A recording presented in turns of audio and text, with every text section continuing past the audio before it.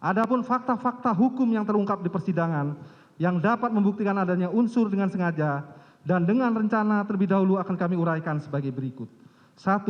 Bahwa benar sesuai fakta persidangan berdasarkan alat bukti keterangan saksi Kuat Ma'ruf, saksi Putri Chandrawati, saksi Susi, dan keterangan terdakwa Ricky Rijal Wibowo. Pada hari Kamis tanggal 7 Juli 2002 sekira sore hari jam 18 WIB di rumah saksi Ferdi Sambo yang beramat di Perum Cempaka, Residen Blok 3 Jalan Cempaka, Kelurahan Bayu Rojo, Kecamatan Mertoyudon, Kabupaten Magelang, terjadi keributan antara saksi Putri Chandrawati, korban Nopriansah Yosua Huta Barat, dan saksi Kuat Ma'ruf. 2. Bahwa benar sesuai fakta persidangan berdasarkan bukti keterangan saksi Kuat Ma'ruf, saksi Putri Chandrawati, saksi Susi, dan keterangan terdakwa Ricky Rijal Wibowo. Keributan tersebut terjadi bermula pada saat saksi Susi sedang bersama dengan saksi Kuat berada di dekat garasi. Tiba-tiba terdengar suara dari dalam menuju ke pintu utama rumah, kemudian masuk korban Nopriansah Yosua Huta Barat. Melalui pintu samping garasi mobil menuju dapur, lalu Kuat Ma'ruf berkata, "Ini anak kenapa kok pintu dibanting?" Lalu saksi Susi menjawab, "Enggak tahu ini, enggak tahu itu, emang Om Yosua dari mana?" Selanjutnya saksi Susi berkata, "Bi." Selanjutnya saksi Kuat Ma'ruf berkata kembali kepada saksi Susi, "Bi, coba lihat Ibu Putri Chandrawati." Dan atas arahan saksi Kuat Ma'ruf tersebut kemudian saksi Susi naik ke lantai 2 dan melihat pintu kaca sudah terbuka dan melihat saksi Putri Chandrawati dalam keadaan sudah terjatuh di depan kamar mandi sambil duduk dan menyender di keranjang tumpukan baju kotor dengan kondisi lemas dan pucat. 3. Bahwa berdasarkan keterangan dari saksi Putri Chandrawati di persidangan pada pokoknya menerangkan saksi Putri Chandrawati telah menjadi korban kekerasan seksual atau pemerkosaan yang dilakukan oleh korban Nopriansah Yosua Huta Barat pada sore hari Kamis tanggal 7 Juli 2022 yang berujung pada keributan antara Kuat Ma'ruf dan korban Nopriansah Yosua Huta Barat. Bahwa alat bukti yang mendukung keterangan saksi Putri Chandrawati telah mengalami kekerasan seksual atau pemerkosaan yang dilakukan oleh korban Nopriansah Yosua Huta Barat adalah tidak cukup alat bukti. 5. Bahwa benar di dalam persidangan justru terungkap fakta-fakta hukum yang bertolak belakang dengan keterangan saksi Putri Chandrawati yang menerangkan bahwa dirinya telah mengalami kekerasan seksual atau pemerkosaan yang dilakukan oleh korban Nopriansah Yosua Huta Barat. Sebagaimana keterangan saksi Susi, saksi Richard Eliezer Pudeng Lumiu, saksi Kuat Ma'ruf, dan terdakwa Ricky Rijal Wibowo yang tidak melihat dan tidak mengetahui kalau saksi Putri Chandrawati telah dilecehkan atau diperkosa oleh korban, serta tidak adanya dukungan alat bukti surat berupa visum. Bahwa berdasarkan fakta hukum tersebut justru menunjukkan keterangan saksi Putri Chandrawati yang merasa telah mengalami kekerasan seksual atau pemerkosaan yang dilakukan oleh korban Nopriansah Yosua Huta Barat adalah janggal dan tidak didukung alat bukti dengan alasan sebagai berikut.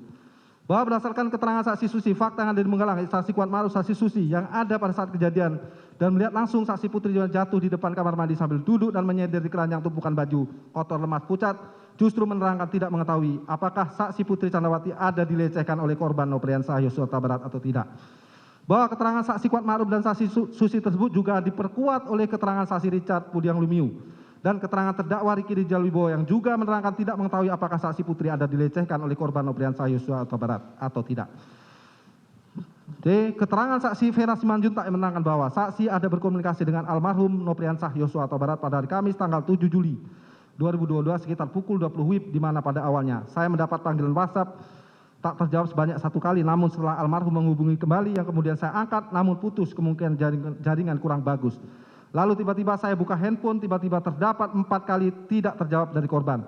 Lalu sekitar pukul 20.30 WIB almarhum Nopriansah Yosua menghubungi atau menelpon saya kembali melalui telepon WhatsApp, di mana pada saat itu saya sedang dinas malam di puskesmas tempat saya bekerja.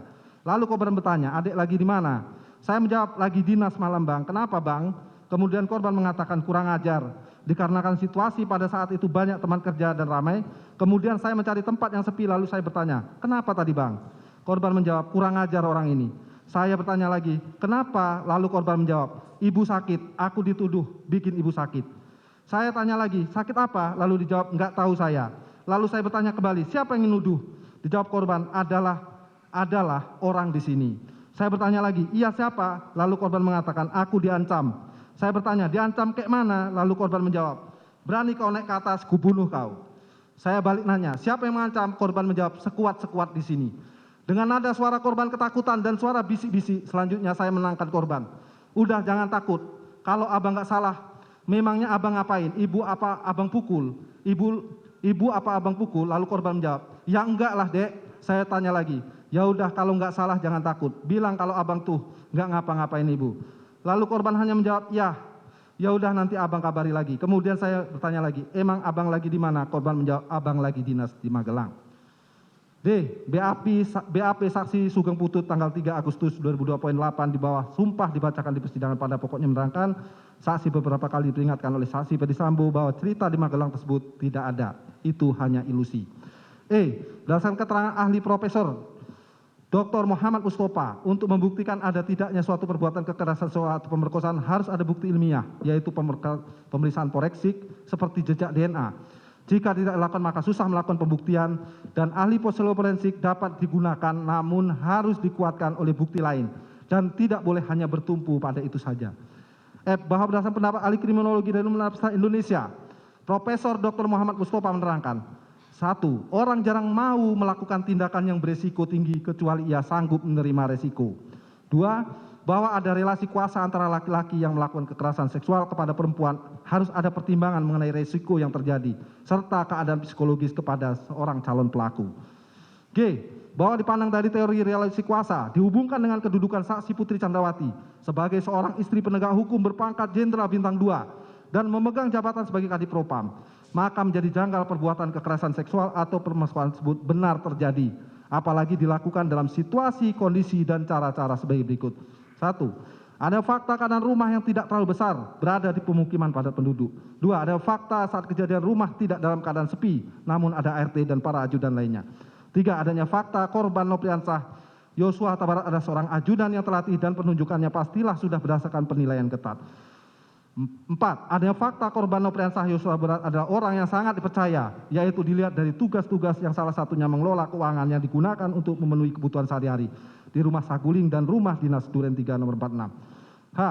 Berdasarkan teori relasi kuasa, perbuatan yang ditujukan kepada korban Nopriansah Yosua Huta Barat merupakan suatu perbuatan yang berisiko tinggi, sehingga menjadi janggal jika dilakukan dengan cara sebagaimana fakta yang terungkap di persidangan, seperti membuka dengan paksa pintu kaca sliding yang terkunci sehingga terdengar suara hentakan pintu yang berbunyi keras, dan perbuatan-perbuatan janggal lainnya seperti membanting-banting tubuh saksi Putri Candrawati ke lantai dan ke atas kasur.